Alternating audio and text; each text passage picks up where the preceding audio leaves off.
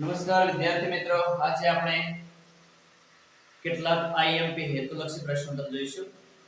પ્રકરણ 2 બહુપદીની અંદર કયા કયા હેતુલક્ષી પ્રશ્નો એવા છે જે બોર્ડની અંદર પૂછાયેલા છે અને કેટલા પૂછાઈ શકે એવા છે, બરાબર? એની ચર્ચા આપણે કરીશું. એવા હેતુલક્ષી પ્રશ્નો અહીં આપણે શીખીશું, એવા દાખલા ગણીશું. તો પહેલો હેતુલક્ષી, જો બહુપદી p of x = x2 - 2x 5 ના શૂન્ય a b છે, તો a * b બરાબર ખાલી જગ્યા. વિકલ્પો તમને આપેલા છે 3 4 અને 5. આ ત્રણમાંથી એક સાચો જવાબ છે, એ આપણે શોધવાનો છે, બરાબર છે? હવે પ્રકરણ 2 ની અંદર આપણે થિયરી ની અંદર સમજ્યા છે કે શૂન્યનો ગુણાકાર એટલે શું. શૂન્યનો ગુણાકાર, જેને આપણે ત્યાં આલ્ફા અને બીટા કીધા હતા, આલ્ફા * બીટા. અહીંયા આપણને શૂન્ય a અને b કીધા છે, બરાબર? આલ્ફા * બીટા સમજશો એટલે આ તમને ખ્યાલ આવી જશે, બરાબર છે? તો આલ્ફા * બીટા એટલે આપણી પાસે આ રીતે હતો, સહગુણકો સાથેનો સંબંધ c/a આ રીતનો હતો, બરાબર? હવે c નો મતલબ થશે કે c જે છે એ અચળ પદ છે. શું છે? અચળ પદ છે. અચળ પદ. જો એકવાર ફરી જોઈ લો પ્રમાણિત સ્વરૂપેનું p of x = ax2 + bx + c. તો આની અંદર c જે છે એ અચળ પદ છે અને a જે છે એ x2 નો સહગુણક છે. x2 નો સહગુણક. હવે આની અંદર જો આવા શૂન્યોને a અને b કીધા છે, આલ્ફા અને બીટા ની જગ્યાએ a અને b કીધા છે, પણ નિયમ તો એને જ હશે, અચળ પદ છે માં x2 નો સહગુણક. તો અચળ પદ અહીંયા 5 છે. કેટલું છે? 5 છે. અને x2 નો સહગુણક 1 છે. 5/1 = 5. તો અહીંયા આપણને સાચો જવાબ કેટલો મળશે? 5 મળશે, જે આની અંદર આપેલો છે, બરાબર? આગળ જો નંબર 2, વર્ગમૂળ 3x + 5 એ સુરેખ બહુપદી છે. ખરું કે ખોટું જણાવો. આ વિધાન ખરું છે કે ખોટું આપણે નક્કી કરવાનું છે. તો પહેલા જોઈએ કે આ બહુપદી કઈ છે. તો અહીંયા બહુપદીની ઘાત જોવાની. બહુપદીની ઘાત હોય તો ચલ x ની ઘાત જોવાની. ચલ x ની ઘાત અહીંયા મોટા મોટી ઘાત x છે, અહીંયા બાજુમાં x ની 0 ઘાત છે. 0 માં 1 માં મોટી ઘાત કેટલી છે? 1. અને બહુપદીની અંદર ચલની જે મોટા મોટી ઘાત હોય એને બહુપદીની ઘાત કહેવાય. તો અહીંયા ચલ x ની મોટા મોટી ઘાત કેટલી છે? 1. એટલે કે આ બહુપદી જે છે એના ઘાતના આધારે પ્રકાર જોઈએ તો આને એક ઘાત બહુપદી પણ કહેવાય છે અને અહીંયા બહુપદીની ઘાત 1 હોવાથી એને સુરેખ બહુપદી પણ કહેવાય છે. તો અહીંયા આ સુરેખ બહુપદી છે. તો આ વિધાન કેવું છે? સાચું છે. કેવું છે? સાચું છે. એટલે કે ખરું છે. તો અહીંયા લખી દઈએ આ વિધાન ખરું છે. ચલો નંબર 3, નીચેના આલેખ x = p of y માટે શૂન્યોની સંખ્યા ખાલી જગ્યા છે. જો આ પણ ઓગસ્ટ 2020 ની અંદર પૂછાયેલો છે. પહેલા જે બંને હેતુલક્ષી હતા એ ગઈ સાલ એટલે 2025 માં બેઝિકમાં પૂછાયેલા હતા. હવે અહીંયા ખાસ આ સમજવાનું છે. તમને આ જો ખ્યાલ આવી ગયો હોય ને તો આ જવાબ જે છે ને આનો જવાબ તમે સાથે સાથે આપી શકો.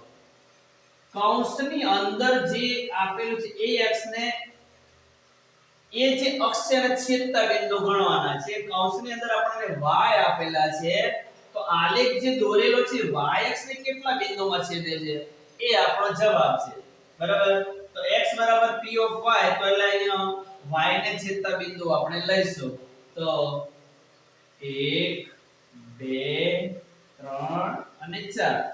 y અક્ષને આ જે આલેખ છે એ 4 બિંદુમાં છેદે છે ટોટલ. તો આ બહુપદી છે x = p of y, એના શૂન્યોની સંખ્યા 4 થશે. કેટલી થશે? 4. ખ્યાલ આવી ગયો છે? ઓકે.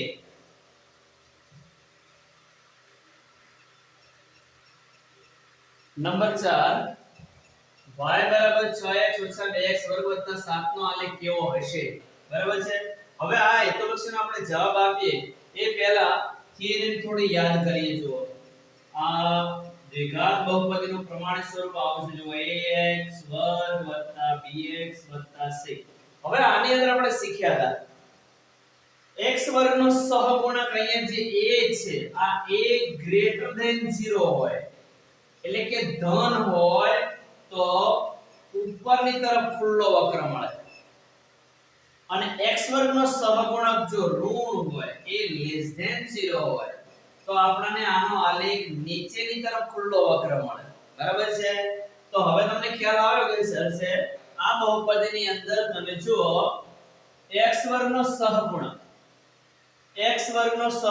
-2 છે અને -2 લેસ ધેન 0 એટલે કે અહીંયા આપણો જે a છે એ ઋણ છે કેવો છે ઋણ છે એટલે આનો જે આલેખ છે એ નીચેની તરફ ખુલ્લો વક્ર મળશે બરાબર આપણે આખી જે દ્વિઘાત બહુપદી આપેલી હોય એની અંદર x વર્ગ નો સહગુણક જ જોવાનો જો અહીંયા પ્લસ હોય તો ઉપરની તરફ ખુલ્લો વક્ર માઈનસ આપેલા હોય તો નીચેની તરફ ખુલ્લો વક્ર અથવા પરવલય કહીશું તો આનો જવાબ આપણે આપી દઈએ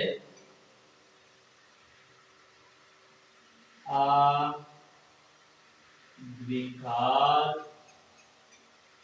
બહુપદીનો આલેખ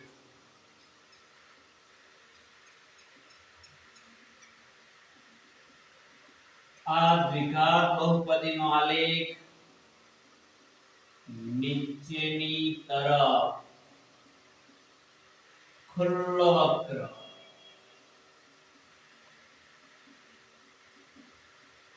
મળશે અહીંયા આપણને નીચેની તરફ ખુલ્લો વક્ર મળશે તો આ રીતે નક્કી કરી શકાય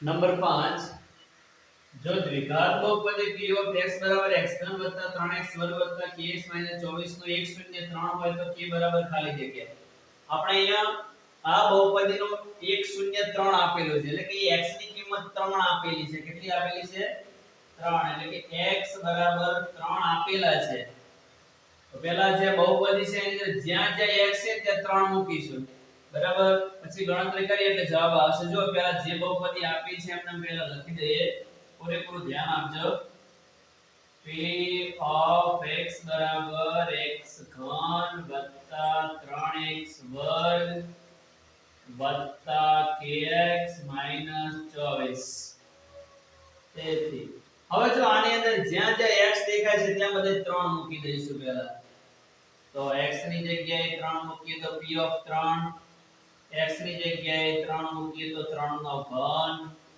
x ની જગ્યાએ 3 મૂકીએ તો 3 નો વર્ગ વત્તા k x ની જગ્યાએ 3 - 24 તેથી હવે જો આપણને આ બહુપદીનું શૂન્ય 3 આપેલું એટલે p of 3 ની કિંમત આપણને 0 મળે કેટલી મળે 0 આ બહુપદીની અંદર જ્યાં જે x છે ત્યાં તમે 3 મૂકો તો આપણને એની જે બહુપદીની કિંમત છે ને 0 મળે એટલે p of 3 ની જગ્યાએ 0 લખી દઈશું હવે જો 3 નો ઘન 3 તારી 9 તારી 27 વત્તા 3 3 નો વર્ગ 9 પ્લસ 3 ગુણ્યા k એટલે 3k -24 તેથી 0 બરાબર 27 પ્લસ 9 તારી 27 પ્લસ 3k -24 તેથી 0 બરાબર 27 27 54